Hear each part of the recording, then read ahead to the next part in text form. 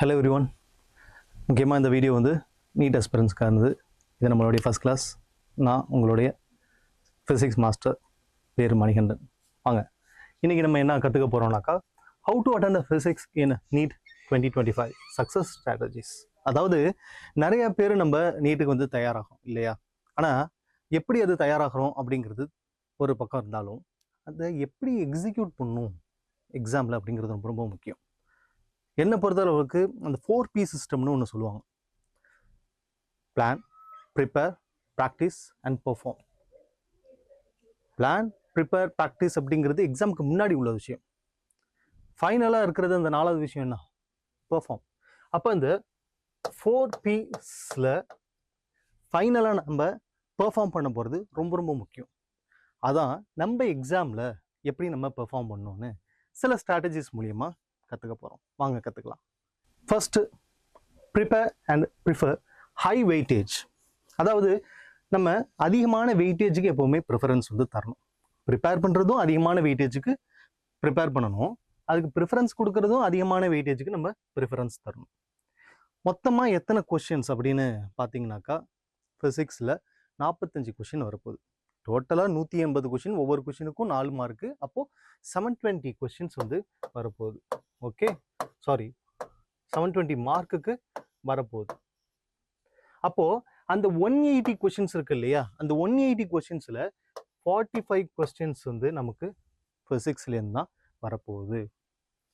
Class 11th and 12th சிலபஸில் எதில் sir அதிகமாக வரும் அப்படின்னு கேட்டாக்கா, ரெண்டுமே equal weightage. For example, class 11ல் 22 கொஷின் கேட்டாங்க, கிளாஸ் 12ல் 23 கொஷின் வந்து கேட்பாங்க. ஸோ ரெண்டுத்துமே வந்து ஈக்குவலான வெயிட்டேஜ் வந்து இருக்குது. Learn from PYQs, previous year question தான் நம்ம ரொம்ப PYQ அப்படிங்கிற சிம்பிளான ஃபார்மில் நம்ம சொல்கிறோம் அக்ரானமில். To know high weightage areas, அதாவது PYQஸை நீங்கள் அதிகமாக பார்த்தாலே என்ன தெரிஞ்சிடும் உங்களுக்கு, இதெல்லாம் அதிகமான வெயிட்டேஜ் உள்ள ஏரியா அப்படிங்கிற உங்களுக்கு தெரிஞ்சிடும். ஸோ அதிகமான வெயிட்டேஜ் உள்ள ஏரியா நீங்கள் அதிகமாக ப்ரிப்பேர் பண்ணியிருந்தீங்கன்னாக்கா, நீங்கள் எக்ஸாமில் அதை பெர்ஃபார்ம் பண்ணும்போது அதிகமான வெயிட்டேஜ் உள்ள ஏரியா அதிகமாக கொஷின் கேட்டிருப்பாங்க, அதில் நீங்கள் அதிகமாக கவனம் செலுத்தி மார்க் அதிகமாக வாங்கலாம். அதுதான் முதல் ஸ்ட்ராட்டஜி. சரி, அப்படி இருக்கும்போது இந்த PYQs எப்படி நம்ம கற்றுக்கலாம்னாக்கா, அதுக்கு நிறையா மெட்டீரியல்ஸ் வந்து அவைலபிளாக இருக்குது. ஆன்லைன் பிளாட்ஃபார்மில் PYQஸ்ன்னு நீங்கள் போட்டிங்கனாலே அவ்வளவு மெட்டீரியல்ஸ் வந்து போட்டுக்கிட்டு நிறைய பப்ளிகேஷன் வந்து வெளியிட்டு இருக்காங்க. எல்லா சப்ஜெக்ட்டுக்குமே தான், physics, chemistry as well as பயாலஜிக்கு. அதனால் கண்டிப்பாக PYQஸ்ங்கிறது ஒவ்வொரு இயற்கான தான் நம்ம டவுன்லோட் பண்ணி படிக்கணுங்கிற அவசியம் இல்லை. அந்த மெட்டீரியல் நம்ம யூஸ் பண்ணிக்கிட்டாலே ரொம்ப எஃபெக்டிவாக இருக்கும். கிளாஸ் 11ல் இதெல்லாம் ரொம்ப இம்பார்ட்டன்ட்னால யூனிட்ஸ் அண்ட் மெஷர்மெண்ட்ஸ் ரொம்ப ரொம்ப இம்பார்ட்டன்ட். எடுத்தோடனே வந்து பார்த்தீங்கன்னாக்கா ஃபிசிக்கல் வேர்ல்டு இருக்கும், ஆனால் அதுலேருந்து கேள்விகள் கேட்கப்படலை இது வரைக்கும். யூனிட்ஸ் அண்ட் மெஷர்மெண்ட்ஸு, அப்புறம் லாஸ் ஆஃப் மோஷன்னு நிறைய தடவை 3 கொஷின்லாம் கேட்டிருக்காங்க லாஸ் ஆஃப் மோஷன்லேருந்து. அப்புறம் work power and energy chapter, அது ரொம்ப ரொம்ப இம்பார்ட்டன்ட். அப்புறம் rotation motion, thermodynamics very very important. Kinematics ரிலேட்டடான நமக்கு ப்ராப்ளம்ஸ் வருது இல்லையா, motion in 1 dimension as well as 2 டைமென்ஷனும் இம்பார்ட்டன்ட் தான். கிராவிடேஷன், அப்புறம் ஆசிலேஷன் வேவ்ஸ், இதெல்லாம் ரொம்ப ரொம்ப இம்பார்ட்டன்ட். அதெல்லாம் கிளாஸ் 11லேருந்து நமக்கு இம்பார்ட்டண்ட்டாக இருக்கக்கூடியது. நெக்ஸ்ட்டு கிளாஸ் 12ல் இதெல்லாம் இம்பார்ட்டன்ட்னாக்கா, electrostatics important, current electricity important, அதே விதத்தில் magnetism important, AC alternating current இருக்கு இல்லையா, அதெல்லாம் ரொம்ப ரொம்ப இம்பார்ட்டன்ட். அது டயக்ராமேட்டிக் ரிலேட்டடான கொஷின்ஸ் நமக்கு நிறையா வந்து கேட்கறதுக்கும் வாய்ப்பு அதிகம் உண்டு. டியூவல் நேச்சர், அதான் பார்ட்டிகல் அண்ட் வேவ் நேச்சர் இருக்கு இல்லையா அது. அப்புறம் மாடர்ன் ஃபிசிக்ஸ்னு சொல்லப்படுற ஆட்டம்ஸ் அண்ட் நியூக்ளியை, அப்புறம் ray optics, semiconductors and communication system, இதெல்லாம் வந்து ரொம்ப ரொம்ப இம்பார்ட்டண்டான ஒரு விஷயம். எக்காரணத்து கொண்டு இதெல்லாம் நீங்கள் என்ன பண்ணக்கூடாது, ஸ்கிப் பண்ணக்கூடாது. ஸ்கிப் பண்ணாமல் நீங்கள் ப்ரிப்பேர் பண்ணாதான் என்ன பண்ண முடியும், சூப்பராக வந்து பெர்ஃபார்ம் பண்ண முடியும். ஸோ இது ரொம்ப ரொம்ப முக்கியமான ஸ்ட்ராட்டஜியில் ஒன்றா வந்து பார்க்கப்படுது. சரி, நெக்ஸ்ட் என்ன அப்படின்னு பார்த்தாக்கா, start with easy and direct questions. எப்படி நீங்கள் பெர்ஃபார்ம் பண்ணணும்னு கேட்டிங்கனாக்கா, ஃபிசிக்ஸை பொறுத்த வரைக்கும் ஈஸியான கொஸ்டின்ஸ் எது, டைரக்டான கொஸ்டின்ஸ் எது. அதாவது அட்லீஸ்ட் ஒரு 5லேருந்து 7 கொஸ்டின் வரைக்கும் நம்ம தியரி கொஸ்டினை எக்ஸ்பெக்ட் பண்ணலாம். தியரி கொஸ்டின்னா எப்படி வரும்னாக்கா, உங்களுக்கு கிராஃப் பேஸ்டு கொஸ்டினோ, இல்லைனா டயக்ராம் பேஸ்டு கொஸ்டினோ, இல்லைனா லாஜிக் ரீசனிங் கொஸ்டினோ, இல்லை ரீசன் அசெஷன் கைண்ட் ஆஃப் கொஸ்டினோ, எது ஃபால்ஸ், எது true, incorrect statement, correct statement அப்படிங்கிற நிறையா வகையான பேட்டர்னில் 5லேருந்து 7 கொஷின் வந்து கேட்கறதுக்கான வாய்ப்பு ரொம்ப ரொம்ப அதிகம். ஓகே, ஸோ அந்த மாதிரியான டேரக்ட் கொஷின்ஸ் நம்ம ப்ரிஃபர் பண்ணலாம்.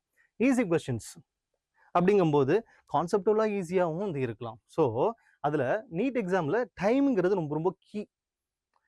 உங்களுக்கு 3 மணி நேரம் தான் இருக்குது அப்படிங்கும்போது அந்த டைம்ங்கிறது ரொம்ப ரொம்ப இம்பார்ட்டண்டான ஒரு ரோல் வந்து ப்ளே பண்ணுது. அதனால் ஃபஸ்ட்டு எதை டார்கெட் பண்ணணும்? சிம்பிள் டாபிக்ஸில் ரிலேட்டடான கொஷின்ஸ் வந்துடுதா டக்குன்னு அதை நீங்கள் என்ன பண்ணணும்? எஸ், அட்டன் பண்ணணும். அதுவும் கரெக்டாக அட்டன் பண்ணணும். அது ரொம்ப ரொம்ப முக்கியம். யூனிட்ஸ் அண்ட் டைமென்ஷன்ஸ் ஏற்கனவே நான் சொன்ன மாதிரி தான், வெயிட்டேஜ் அதிகமாக இருக்குது. அதே மாதிரி என்ன பண்ணுறாங்க, கேட்கக்கூடிய கொஷினும் ரொம்ப வந்து ஈஸியாக இருக்குது. நிஜமாக நீங்கள் வேணால் செக் பண்ணி பாருங்கள், பிஒய்க்யூஸ் எடுத்து பாருங்கள். யூனிட்ஸ் அண்ட் டைமென்ஷன் ரொம்ப ரொம்ப ஈஸியாக கேட்பாங்க. இருக்கிறதே 3 மாடல் தான். எரர்ஸ் அண்ட் இன்ஸ்ட்ருமெண்ட்ஸ் கேட்கறதுக்கு வாய்ப்பு அதிகம். எரருக்கான ஃபார்முலாஸ்லாம் இருக்குது இல்லையா, அதெல்லாம் வந்து நீங்கள் நல்லா பார்த்துங்க. Modern physics as I told earlier, ஏன்னா ஆடம்ஸ் அண்ட் நியூக்ளியர்லேருந்து நமக்கு மாடர்ன் ஃபிசிக்ஸ் கண்டிப்பாக வந்து கொஷின்ஸ் வந்து கேட்குறாங்க. அது ரொம்ப ரொம்ப ஈஸியாக இருக்கும். ஃபார்முலாவும் ரொம்ப கம்மியாக தான் இருக்கும். அதனால் அதெல்லாம் ரொம்ப key point. Semiconductors and communication சிஸ்டமில் வந்து பார்த்தீங்கன்னாக்கா கண்டிப்பாக வந்து கொஷின் கேட்குறாங்க. அதுவும் நமக்கு தியரி கொஷின் அதிகமாக வரதுக்கான வாய்ப்பு அதிகம். 3 கொஷின்ஸு செமிகண்டக்டர்ஸ்லேருந்து வருதுன்னு வச்சுங்களேன். அதில் ஒன்று வந்து ஃபஸ்ட் ஹாஃப்லேருந்து வரதுக்கான வாய்ப்பு அதிகம். அப்புறம் செகண்ட் அண்ட் தேர்டுங்கிறது செகண்ட் ஹாஃப்லேருந்து வரும். நீங்கள் அந்த சாப்டர் எடுத்து பார்த்தீங்கன்னாலே உங்களுக்கு ஒரு ஐடியா கிடைக்கும். அதில் டயக்ராமேட்டிக் கொஷின் வந்து நமக்கு நிச்சயமாக கேட்கறதுக்கு அதிகமான வாய்ப்பு. என்ன டயக்ராமேட்டிக் கொஷின்னாக்கா it will be related to logic. அது என்னது? லாஜிக் சர்க்யூட்ஸ் தான். ஓகே, அந்த யூனிவர்சல் கேட்ஸ் எல்லாம் நீங்கள் வந்து படிச்சிருப்பீங்க. ஸோ அதுலேருந்து தான் நமக்கு கொஷின் வந்து கேட்கறதுக்கு வாய்ப்பு அதிகம். அடுத்தது prioritize theory and formula based question. Theory கொஷினை வந்து அதிகமான ப்ரையாரிட்டைஸ் பண்ணணும். ப்ரையாரிட்டிஸ் முக்கியத்துவம் அதிகமாக தரணும். ப்ராப்ளம் கண்டிப்பாக அட்டன் பண்ணலாம். ஆனால் தியரி கொஷின் மொதல் அட்டன் பண்ணிட்டாக்கா நமக்கு கொஞ்சம் சேஃப்கார்டாக இத்தனை கொஷின் நம்ம அட்டன் பண்ணியிருக்கோம், இன்னும் இத்தனை கொஷின் தான் வந்து அட்டன் பண்ணணும். நம்ம மனசில் வச்சுட்டு போவோம் இல்லையா, 45 கொஷினுக்கு 25 கொஷின் அட்டன் பண்ணணும், இல்லைனாக்கா 30 கொஷின் அட்டன் பண்ணணும். அப்படிங்கிறதுல தியரி கொஷின் நீங்கள் அட்டன் பண்ணிட்டாலே உங்களுக்கு ஒரு வகையான கான்ஃபிடன்ஸ் கிடச்சிடும். ஸோ அதுதான் ரொம்ப ரொம்ப முக்கியமானது. ஃபர்தராக நீங்கள் அந்த எக்ஸாமில் நீங்கள் பெர்ஃபார்ம் பண்ண போகிறதுக்கு confidence is one of the key. Formula based question. Formula based question நம்ம ஃபிசிக்ஸை பொறுத்த வரைக்கும் கான்செப்ட் தான் ஹீரோ. கான்செப்ட்டுங்கிற ஹீரோ உங்களுக்கு புரியல அப்படின்னாக்கா ப்ராப்ளம் வந்து வில்லன். இதை நான் அடிக்கடி சொல்கிறது உண்டு. காரணம் என்னன்னாக்கா நமக்கு கான்செப்ட் புரிஞ்சாதான் ஃபார்முலா வந்து மனப்பாடம் பண்ணுறதுக்கு ஆர்வம் வரும். ஸோ ஃபிசிக்ஸில் ஃபார்முலா மனப்பாடம் பண்ணுறது மட்டும்தான் வந்து நீங்கள் கவனம் செலுத்தணும். கான்செப்டில் மனப்பாடம் பண்ணணுங்கிற விஷயம் இல்லை, நீங்கள் புரிஞ்சுக்கிட்டாலே போதும். அப்போ தான் உங்களால் கொஷினை ஈஸியாக புரிஞ்சுக்க முடியும். ஸோ அந்த வகையில் ஃபார்முலா வந்து ரொம்ப ரொம்ப இம்பார்ட்டன்ட். ஸோ ஃபார்முலா பேஸ்டு கொஷினுக்கு நீங்கள் இம்பார்ட்டன்ஸ் தரணும். சரி, குவிக் அட்டெம்ப்ட் கொஷின்ஸ் த டைரக்ட்லி யூஸ் ஃபார்முலா. டைரெக்டாக எடுத்தோடனே நம்ம ஃபார்முலா யூஸ் பண்ணுற மாதிரி சில கொஷின்ஸ்லாம் வருது இல்லையா.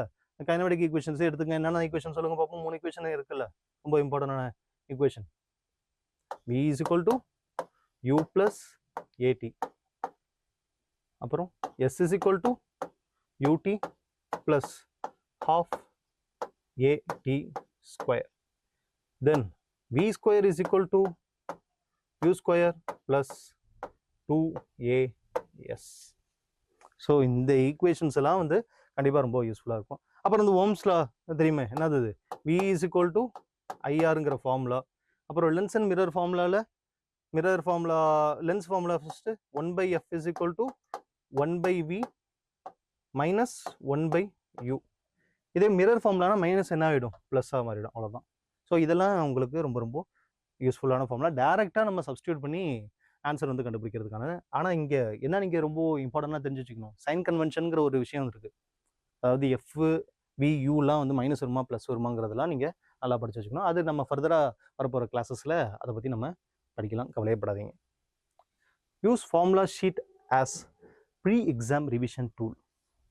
அதாவது நீங்கள் செட் ஆஃப் டூல்ஸ்லாம் பயன்படுத்தணும். எக்ஸாமில் உள்ளதுக்கு மட்டும் நான் சொல்ல எக்ஸாமுக்கு முன்னாடி நம்ம அதுக்கு ப்ரிப்பேர் ஆகிறதுக்கு சில செட் ஆஃப் டூல்ஸுங்கிறது அவசியம். அந்த செட் ஆஃப் டூல்ஸில் ரொம்ப ரொம்ப முக்கியமானது ஃபார்முலா ஷீட். நீங்கள் பாட்டுக்கு வந்து ஆன்லைனில் நிறைய ஃபார்முலா வந்து அவைலபிள் ஆகுது, நான் பாட்டுக்கு போய் டவுன்லோட் பண்ணாக்கா ஃபார்முலா வந்து கலெக்டிவாக இருக்கக்கூடியது எனக்கு கிடச்சிடுமே, இதெல்லாம் எதுக்கு நான் கஷ்டப்படணும் அப்படிலாம் கேட்காதீங்க. ஃபார்முலாவை நீங்கள் ஒவ்வொரு பர்டிகுலர் டாப்பிக்காக நீங்கள் முடிக்க என்ன பண்ணணும், அதை நீங்கள் எழுதி வச்சுக்கணும் ஒரு ஷீட்டில். ஸோ ஒரு டாபிக்கு அந்த மாதிரி நீங்கள் எழுதும்போது கலெக்டிவாக ஒரு பர்டிகுலர் சாப்டர் முழுசாக நீங்கள் முடிக்கலாமா?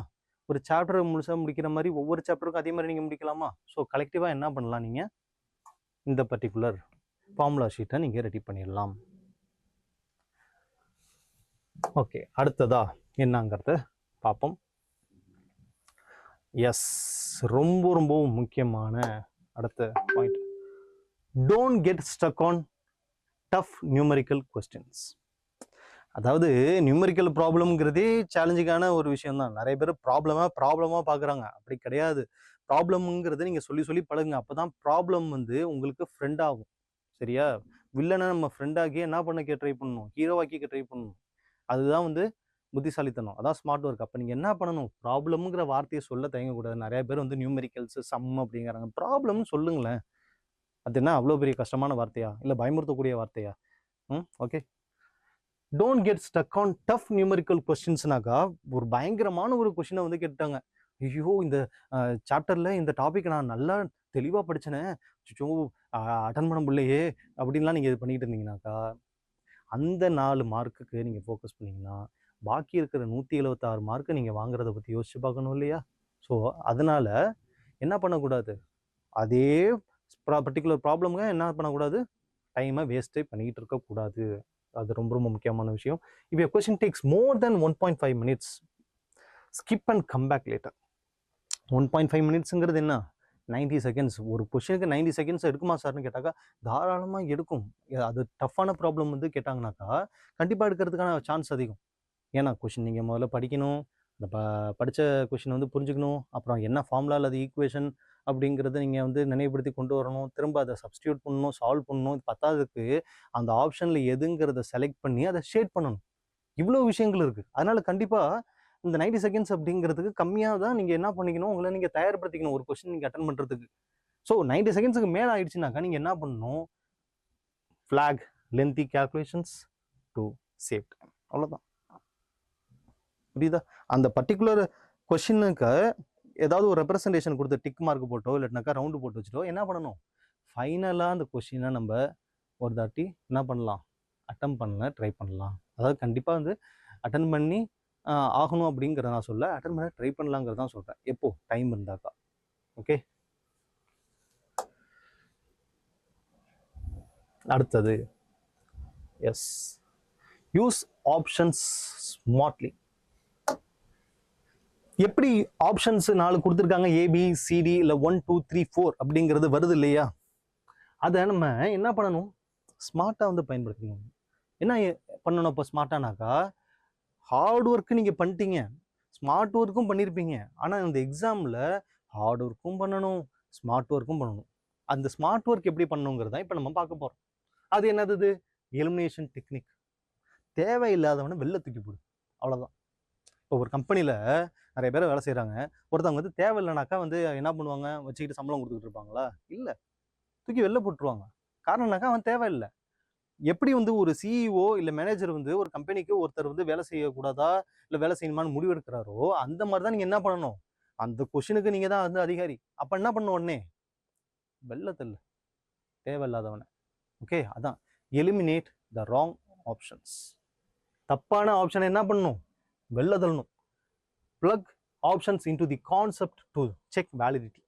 ஒரு கொஷின் ஒரு கான்செப்ட்ல வந்து கேட்டிருப்பாங்க, அந்த கான்செப்டுக்கு ஒரு பர்டிகுலர் ஆன்சரே வர சான்ஸ் இல்லை. இப்போ எக்ஸாம்பிளுக்கு ஒரு கொஸ்டின் கேட்டிருக்காங்க, அதுக்கு 0ங்கிற ஆன்சர் வரதுக்கு வாய்ப்பே இல்லை. ஆனால் ஆப்ஷனில் அந்த 0ன்னு கொடுத்துருக்காங்கன்னா என்ன பண்ணணும், அந்த 0வை ஒன்றுமே இல்லாமல் ஆக்கிடணும். எஸ், எலிமினேட் பண்ணணும். Eliminate graph options not matching trends. அந்த பர்டிகுலர் கான்செப்டில் கிராஃபிக்கல் ஆப்ஷன் கூட கேட்குறது உண்டு. 1 2 3 4ல் கிராஃப்ஸே வந்து ஆப்ஷனாக இருக்கும். ஸோ அந்த மாதிரி கேசஸில் நீங்கள் என்ன பண்ணணும், அந்த பர்டிகுலர் கிராஃபு லீனியராக வரணும், ஆனால் நான் லீனியர் கிராஃபாக ஒன்று கொடுத்துருக்காங்கன்னா அந்த நான் லீனியர் கிராஃப் என்ன பண்ணணும், எலிமினேட் பண்ணணும். ஸோ அதுதான் வந்து ரொம்ப முக்கியம். Remove extreme values are logically inconsistent options. அதாவது அதிகமான வேல்யூ வரதோ இல்லைன்னா ரொம்ப ரொம்ப கம்மியான வேல்யூ வரதோ ஒரு பர்டிகுலர் கொஷினுக்கு வந்து வரதுக்கு வாய்ப்பே இல்லைன்னு வச்சுங்களேன். For example coefficient of friction வந்து 5ன்லாம் வேல்யூலாம் கொடுத்துருப்பாங்க சில தடவை கன்ஃபியூஸ் பண்ணுறதுக்கு. ஆனால் அப்படிலாம் வரதுக்கு வாய்ப்பே இல்லை. ஏன்னா it will be somewhere near 1 அப்படிங்கும்போது அந்த மாதிரியான வேல்யூலாம் நீங்கள் என்ன பண்ணணும், தூக்கி போட்டணும். அதே லாஜிக்கலி இன்கன்சிஸ்டன்ட் ஆப்ஷன், லாஜிக்கலாகவே ஒரு பர்டிகுலர் ஆப்ஷனை வந்து மேட்ச் ஆகாத அந்த பர்டிகுலர் கொஸ்டின்னாக்கா அது என்ன பண்ணிடணும், ரிமூவ் பண்ணிடணும். Rule out all of the above or none of the above strategically. அதாவது ஆல் ஆஃப் தி அபோவ் எப்போ நீங்கள் எலிமினேட் பண்ணணும்னா 4 ஆப்ஷனில் 1 ஆல் ஆஃப் தி அபோவ் இருக்கு, இன்னொரு ஆப்ஷன் வந்து வரத்துக்கு வாய்ப்பு இல்லைன்னு வச்சுட்டுங்க. அப்போ என்ன பண்ணணும், அந்த நீங்கள் செலக்ட் பண்ண இன்னொரு ஆப்ஷனும் வராது, ஆல் ஆஃப் தி அபோவும் வராது. அப்போ 2 ஆப்ஷன் போயிடுச்சு. அப்போ 50% தான். அப்போ மற்ற 2 ஆப்ஷன்லேருந்து நீங்கள் ஒரு ஆப்ஷன் வந்து செலக்ட் பண்ணுறதுக்கான வாய்ப்பு வந்து ரொம்ப ரொம்ப உங்களுடைய பர்சன்டேஜ் ஆஃப் சக்ஸஸ் வந்து 50%ஆக இருக்கு.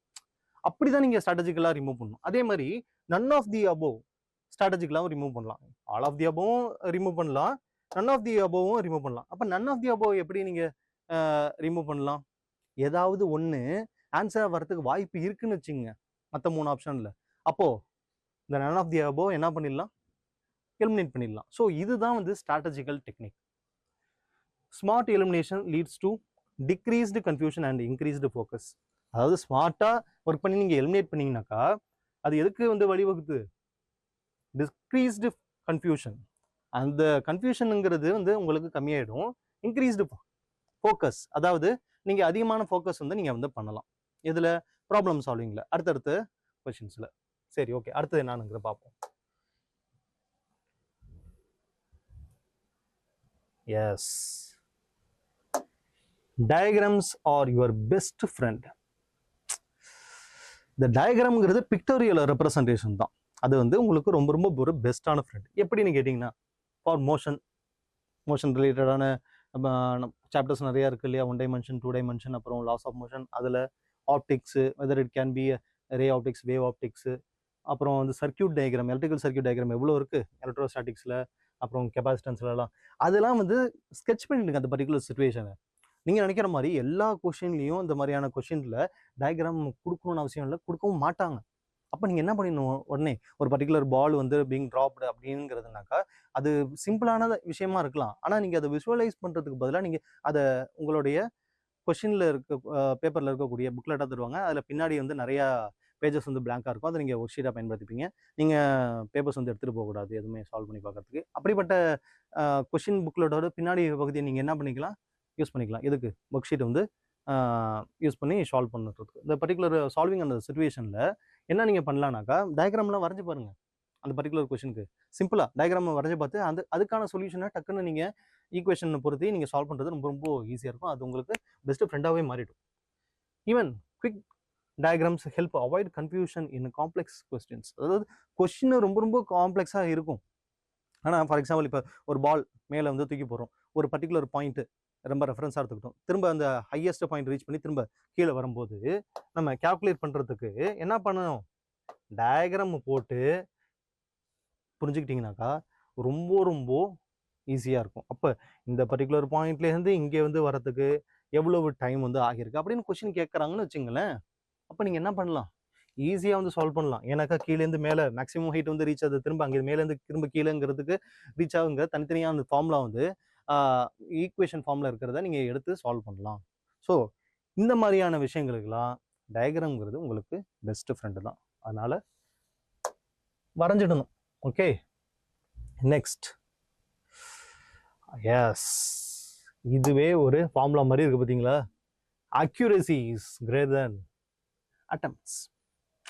அதாவது எவ்வளவு தெளிவாக ஒரு பர்டிகுலர் கொஷினை நீங்கள் புரிஞ்சுக்கிட்டு அட்டன் பண்ணுறீங்க தான் முக்கியமே தவிர எவ்வளோ அட்டம் பண்ணுறீங்கிறதுக்காக மார்க் கிடையாது. சில பேர்லாம் 45 கொஷினுமே வந்து அட்டம் பண்ணுவாங்க. அதெல்லாம் வந்து புத்திசாலித்தனம் கிடையாது. Aim for 30+ correct answers rather then admitting all 45.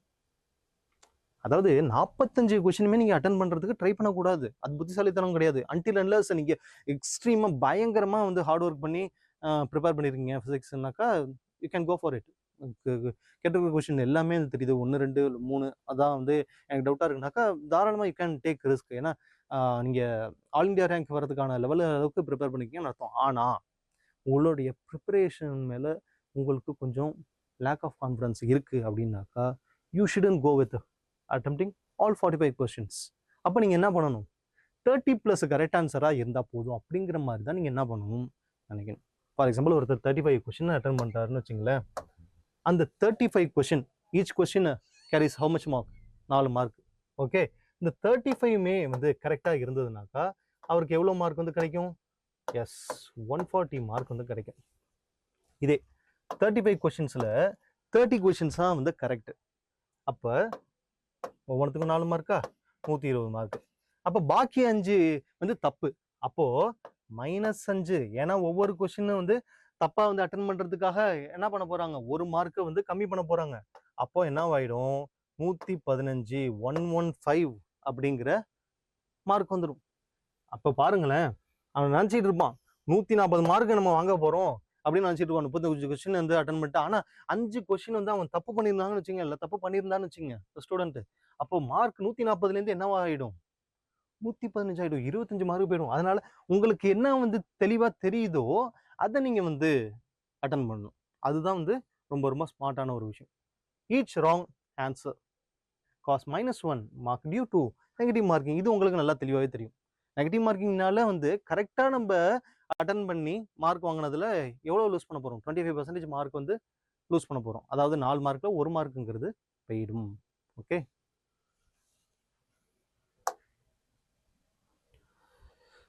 Next வந்துட்டார். என்னது இது? Time management plan. ஐடியல் டைமை நீங்கள் ஸ்ப்ளிட் பண்ணணும்.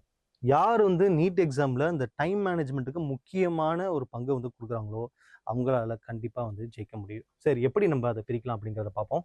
ஃபர்ஸ்ட், பயாலஜி 50 மினிட்ஸ் தாராளமாக முடிச்சிடலாம். ஏன் முடிக்க முடியாது? தியரி கொஷின் தான் வரப்போகுது. எத்தனை கொஷின்? 90 கொஷின்ஸ். 90 கொஷின்ஸ் வந்து எவ்வளோ நிமிஷத்தில் நீங்கள் முடிக்கணும்? Yes, 50 minutes. அதாவது கிட்டத்தட்ட ஒவ்வொரு கொஷினும் நீங்கள் அட்டன் பண்ணி அதாவது ஷேட் பண்ணுறதும் சேர்த்து நான் சொல்கிறேன். எவ்வளோ நேரத்தில் முடிக்கணும்? 30 செகண்ட்ஸில் முடிக்கணும். அப்படி 30 செகண்ட்ஸில் நீங்கள் முடிச்சாதான் சக்ஸஸ்ஃபுல்லாக 90 கொஷின், அதாவது comprised both botany as well as zoology எவ்வளோ நிமிஷத்தில் முடிக்க முடியும்? 50 மினிட்ஸில் வந்து முடிக்க முடியும். Next, chemistry. தியரி கொஷினும் கேட்பாங்க, டைரக்ட் கொஷின் வரும், ப்ராப்ளம் ரிலேட்டட் கொஷினும் வரும். ஆனால் அதுக்கு எவ்வளோ நேரம் வந்து நீங்கள் ஒதுக்க வேண்டியது இருக்கும்? 50 மினிட்ஸ் வந்து ஒதுக்க வேண்டியிருக்கும். இங்கே 90 கொஷினுக்கு 50 மினிட்ஸ் ஒதுக்குனீங்க பயாலஜிக்கு. ஆனால் கெமிஸ்ட்ரிக்கு 45 கொஷினுக்கே எவ்வளோ நேரம் நீங்கள் ஒதுக்க வேண்டியது இருக்கும்? எஸ், 50 மினிட்ஸ் வந்து ஒதுக்கணும் கண்டிப்பாக. அப்போ ஒரு கொஷினுக்கு 1 நிமிஷமாவது நீங்கள் செலவு பண்ணி ஆகணும். அது ரொம்ப ரொம்ப முக்கியம். நெக்ஸ்ட்டு இதோ வந்துட்டார் நம்ம தலைவர். ஃபிசிக்ஸ் 80 மினிட்ஸ் ஆகுது ஒதுக்கணுங்க. இப்போ பாருங்களேன், 90 + 45 135. நமக்கு இருக்கிறதே டோட்டலாக வந்து 3 ஹவர்ஸ். 3 ஹவர்ஸுங்கிறது 180. அப்போ இந்த 180 மினிட்ஸில் இங்கே பாருங்களேன், 135ங்கிறது கொஷின்ஸு, சரியா? அந்த 135 கொஷின்ஸ் வந்து எவ்வளோ நேரம் நம்ம செலவு பண்ணியிருக்கிறோம்? 100 மினிட்ஸ் வந்து செலவு பண்ணியிருக்கிறோம். அப்போது அந்த 100 கொஸ்டின்ஸ் வந்து 135 மினிட்ஸில் முடித்ததுக்கு அப்புறமா பாக்கி நமக்கு எவ்வளவு வந்து மினிட்ஸ் வந்து இருக்கு? சாரி, 135 கொஸ்டின்ஸ் வந்து 100 மினிட்ஸ் வந்து முடிச்சிட்டோமா? அப்போ 180 மினிட்ஸ். அந்த 80 மினிட்ஸில் நம்ம என்ன பண்ண போகிறோம்? பாக்கி இருக்கக்கூடிய அந்த 45 கொஸ்டின்ஸ், ஏன்னா 135 + 45 180 கொஸ்டின்ஸ் பண்ணணும். அப்போது 80 மினிட்ஸில் முடிச்சாகணும். அப்போ 45 மினிட்ஸில் 45 கொஸ்டின்ஸ் 80 மினிட்ஸில் நம்ம பண்ணணும் அப்படின்னாக்கா பாருங்களேன், ஆவரேஜாக ஒரு கொஸ்டின் நம்ம அட்டன் பண்ணுறதுக்கு 2 நிமிஷம் டைம் எடுத்துக்கிட்டாலே 45 கொஸ்டின் அப்படிங்கும்போது என்னவா மாறிடுது? 90 மினிட்ஸாக மாறிடுது. அதாவது 1.5 மணி நேரம் ஆகிடுது. ஆனால் நமக்கு அவ்வளோ நேரம்லாம் கிடையாது. 3 மணி நேரம் தான் எக்ஸாமு. பாக்கி இருக்கிறது நமக்கு எவ்வளோ டைம் இருக்குது? 180 - 100 80 மினிட்ஸ் தான். அப்போது இந்த 80 மினிட்ஸில் நீங்கள் 45 கொஷின் வந்து முடிக்கிற அளவுக்கு நீங்கள் தயாராக இருக்கணும். மென்டலி ப்ரிப்பேர்டாக இருக்கணும் முதல்ல. ஓகே, அதுதான் வந்து ரொம்ப ரொம்ப முக்கியம். ஓகே, அப்படி இருக்கும்போது அப்ராக்சிமேட்டாக ஒரு கொஷினுக்கு எடுத்துக்கிட்டிங்கனாக்கா 2 நிமிஷம்லாம் கிடையாது, 1.75 மினிட்ஸ்னு வேணால் நீங்கள் சொல்லலாம். அதாவது 1.25 நிமிஷம், 1 minute and 45 seconds எடுத்துக்கலாம். அப்ராக்சிமேட்டாக 1.5 மினிட்டுங்கிறது நீங்கள் முடிக்க ட்ரை பண்ணால் தான் உங்களுக்கு கொஞ்சமாவது எக்ஸஸ் டைம் வந்து கிடைக்கும். அதனால தான் 1.5ன்னு ஆக்சுவலாக நான் மென்ஷன் பண்ணியிருக்கிறது. அதாவது ஹார்டான கொஷின்ஸ்லாம் இருக்குது இல்லையா, அதுக்கெலாம் நீங்கள் அட்டம் பண்ணணும்ல, எப்படியும் ஒரு 15 கொஷினாவது ரொம்ப கஷ்டமான கொஷின் வந்து கேட்பாங்க. அதனால் இங்கே 1.5ன்னு நீங்கள் வச்சுக்குங்க. அதுதான் வந்து நீங்கள் சேஃபான இடத்துல வந்து இருக்கிறீங்கன்னு அர்த்தம். அதாவது ஒரு கொஷின் நம்ம சால்வ் பண்ணுறதுக்கு 1.5 நிமிஷம் தான், 1.5 நிமிஷத்தை எக்ஸிட் பண்ணக்கூடாது. ஓகே, நெக்ஸ்ட் பாயிண்ட், ரிவைஸ் த டே பிஃபோர் ஸ்மார்ட்லி. நீங்கள் கடைசி நேரம் வரைக்கும் ப்ரிப்பேர் பண்ணிக்கிட்டு இருந்தீங்கன்னாக்கா உங்களுக்கு ஒரு விதமான பயம் வந்து அதிகமாகும். அப்போ நீங்கள் என்ன பண்ணணும், ஏற்கனவே படித்ததை ரிவைஸ் பண்ணணும். அதுதான் ரொம்ப ரொம்ப முக்கியமான ஒரு tool. Okay, don't try to learn new things at the last minute. கடைசி வரைக்கும் நீங்கள் படிச்சுக்கிட்டு இருக்கிறதுனால உங்களுக்கு பயம் மட்டும் கிடையாது, ஏற்கனவே நீங்கள் வந்து கற்று வச்சிருந்த கான்செப்ட் இருக்கு இல்லையா, அதெல்லாம் மறக்கிறதுக்கான வாய்ப்பும் அதிகம். ஏன்னா நிறைய பேர் வந்து நீங்கள் சொல்லி கேட்டிருப்பீங்க, ஐயோ நான் வந்து நிறையா படிச்சுட்டு போனேன், எக்ஸாம் ஹாலுக்கு முன்னாடி போகும்போது எனக்கு வந்து எல்லாமே மறந்து போன மாதிரி இருக்குன்னு. அதெல்லாம் வந்து கவலைப்படாதீங்க, அது நிறைய பேருக்கு ஏற்படக்கூடிய ஒரு விதமான தொற்றுநோயின்னு கூட நம்ம சொல்லலாம். ஆமாம், அந்த மென்டாலிட்டியில் ஏற்படுற தொற்றுநோய், அந்த பயங்கிறது உங்களுக்கு அந்த மாதிரி மறந்து போன மாதிரி வந்து ஃபீல் பண்ண வைக்கும்.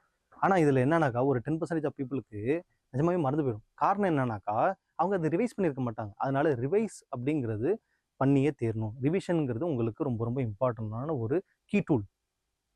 Focus on formula, diagrams and key equations. இந்த ஃபார்முலா ஷீட்டு நான் ப்ரிப்பேர் பண்ணணும் அப்படிங்கிறத சொன்னேன் இல்லையா, அதை நீங்கள் ப்ரிப்பேர் பண்ணி வச்சிருந்தா தான் நீங்கள் கடைசி நேரத்தில் என்ன பண்ண முடியும், எஸ் ரிவைஸ் பண்ண முடியும். அதே மாதிரி ஈக்குவேஷன்ஸு, சில சாப்டர்லாம் ஃபார்முலாவுக்கு பதிலாக ஈக்குவேஷன்ஸ் இருக்குது, அதெல்லாம் நீங்கள் படிக்க முடியும். அதே மாதிரி இம்பார்ட்டண்டான கீ டயக்ராம்ஸ்லாம் நீங்கள் ப்ராக்டிஸ் பண்ணி வச்சுருக்கணும் ஏற்கனவே. அப்போ தான் நீங்கள் கடைசி நேரத்தில் நீங்கள் என்ன பண்ணலாம், அதை நீங்கள் ரிவைஸ் பண்ணலாம். Next, rest bell. A fresh mind is your real tool. அதாவது நீங்கள் எவ்வளோக்கு எவ்வளோ நல்லா வந்து ப்ரிப்பேர் பண்ணியிருந்தீங்களோ அதே அளவுக்கு நல்லா தூங்குறதும் ரொம்ப முக்கியம். அதுக்காக ஒரே தரியாக நீங்கள் வந்து அலாரம் ஆஃப் பண்ணிட்டு தூங்கக்கூடாது. கரெக்டாக நீங்கள் டயத்துக்கு எழுந்திரிச்சு ஃப்ரெஷ்ஷாக வந்து உங்களுடைய எக்ஸாம் ஹாலில் ரீச் பண்ணால் தான் உங்களுடைய கான்ஃபிடன்ஸ் லெவல் பூஸ்ட் ஆகி நல்லா வந்து எக்ஸாம் பண்ணுறதுக்கு யூஸ்ஃபுல்லாக இருக்கும். அதனால் ஃப்ரெஷ்ஷான மைண்டுங்கிறது இன்னொரு முக்கியமான ஒரு விஷயமா இருக்குது. ஓகே, எஸ், நிறைய பகுதிக்கு நம்ம வந்தாச்சு. Mantra for NEET physics. நான் வந்து கிட்டத்தட்ட ஒரு துறவி மாதிரியே ஆகி உங்களுக்கு ஒரு மந்திரம் சொல்ல போகிறேன். அது என்னன்னு கேட்டிங்கன்னா, conceptual clarity plus fast solving skills plus smart skipping is equal to high NEET physics score.